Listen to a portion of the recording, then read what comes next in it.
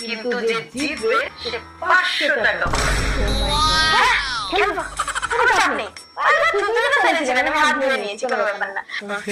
তারা বুড়ি দেখাচ্ছি তোকে মজা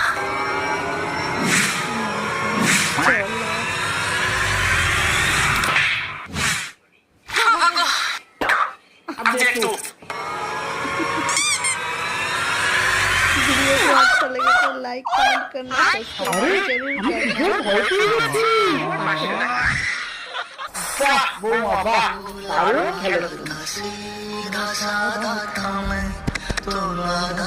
करना।